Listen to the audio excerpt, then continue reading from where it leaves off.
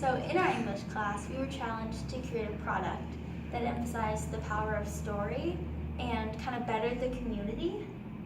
So we had a book called Refugee that we decided that we had to tie into the project. And Refugee kind of deals with refugees and poverty and stuff like that.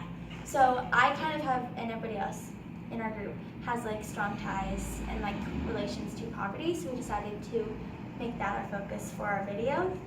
So within our video, we kind of did something that we thought would be kind to help the community, as well as we did interviews and stuff like that that would inform people about poverty and kind of get them thinking about it and what they could do to help our community.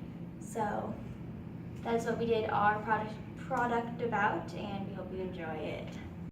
We went to Community Services League to sit down and talk with Anthony Tyler and Eric Washington. Can you please introduce yourself? Both of us? Or just Probably one? you first. Okay, my name is Eric Washington. I'm from Detroit, Michigan, and I'm here. Can you tell us the story of how you became homeless? Well, growing up, we pretty much lived in poverty, so we never really had a lot of stuff. So when I got to college, I played football for a second, got injured, and then after that, I kind of lost my job and struggled to pay rent, and then that's when pretty much homelessness became. What kind of experience did you have with the system? I had many run-ins with the system itself. The system will be the, more so the police officers and stuff like that. Being stereotyped in certain cities of people just assume since you're over 6 feet, you're guilty of something or you've done something.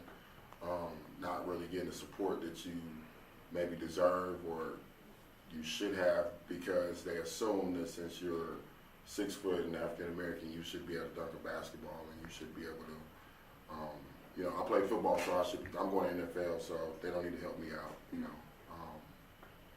so it's difficult. How did you overcome homelessness? Willpower. I think it's continuously trying. I think just constantly walking forward and, reaching out to people and asking for help. It's hard to put your pride aside to say, hey, Anthony or, Lynn, I really need some help. So I think just putting my pride aside and just understanding that, I actually needed some things.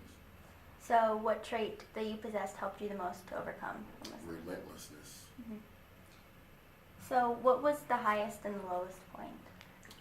The highest part was actually getting someone to say my name popped up on the top of a list to receive resources such as housing and food assistance and things of that nature.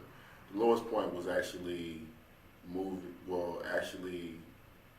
I think when I put my pride aside, that's when I kind of hit a wall mentally, because it was like I never thought in a million years that I would actually have to ask someone for help. So I guess the highest and the lowest was at the same time. What have you learned, or how has this experience changed you, your experience?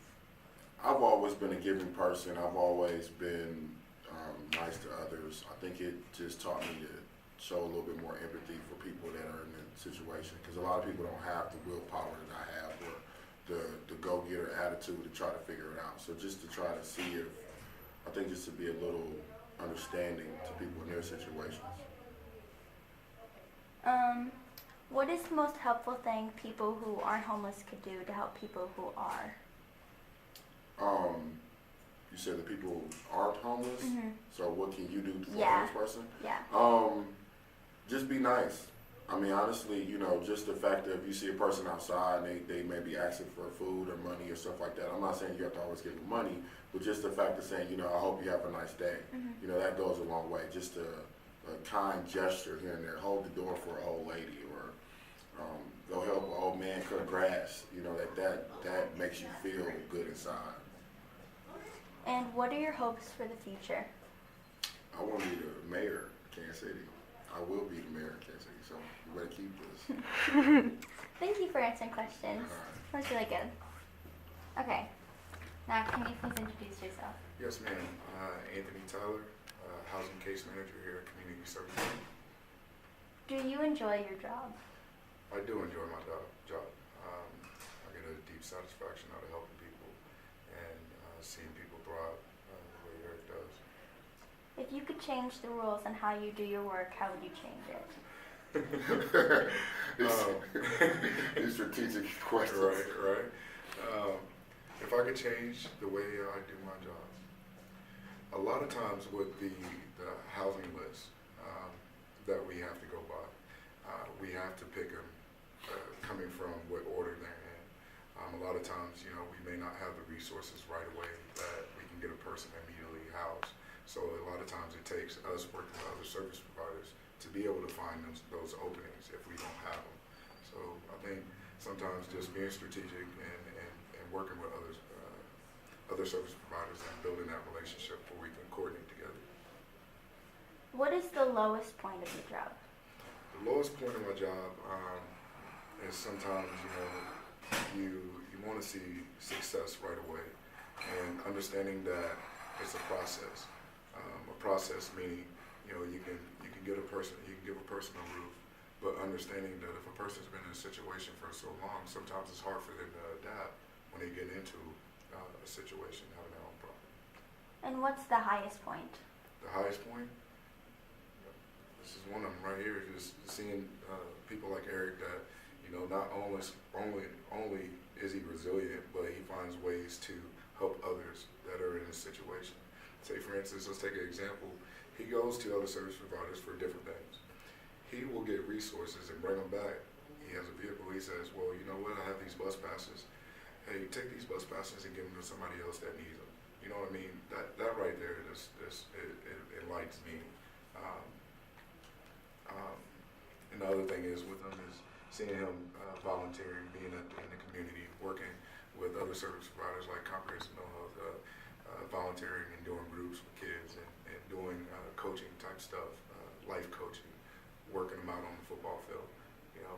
He's not sitting there feeling sorry for himself. He's trying to find every little avenue he can to better himself, but also to better people. Thank you for answering our questions. That was the interview. You need to do a take two or anything? I just wanna So. hear if you can hear. Yeah. As you heard in our interview, the most helpful thing you can do is to be kind. There are hundreds of things you could do to be kind, lots of which are free. However, for ours, we decided to do blessing bags.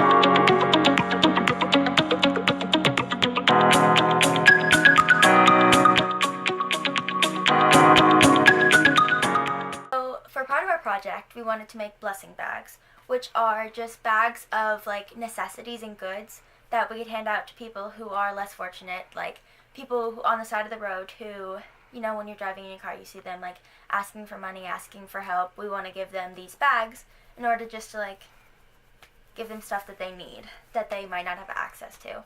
So first thing that we did was we got bags to put them in, just clear bags so they can see all that's in it, and just gallon size so we could fit everything in it. And next we got deodorant so that they can stay smelling nice, deodorant. And Kleenexes, tissues, so that they can wipe their nose if they got a runny nose, it's cold outside. So granola bars, because granola bars are good snacks that fill you up and also they're non-perishable, or at least not for a while, so that they stay nice and good while they're in the bags. Also, toothbrush and toothpaste so that, they can keep good hygiene. We have chapstick for chapped lips. It gets cold outside, you know what I'm saying? And we have Band-Aids for when they get hurt, you need Band-Aids. And got a Rosie. We're not giving away Rosie because we need Rosie, but you know, she's important. You need her. So those are blessing bag hauls. You can like vary it in your different blessing bags, but those are kind of the basis that we wanted to get in there, like good necessities for people who are in need. So do blessing bags, they're good.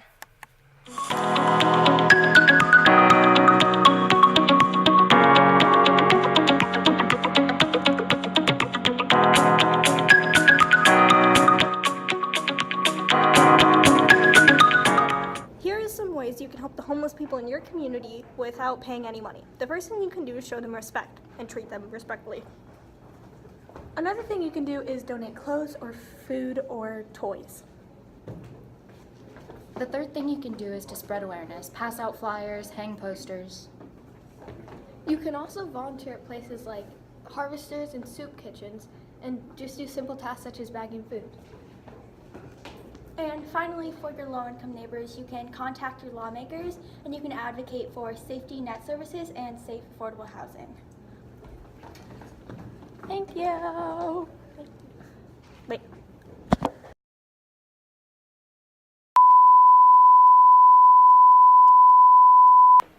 Hello, it's Carl Zeus, and we're reporting with CNN 10. Hello, here are some ways you can I was just mixed up.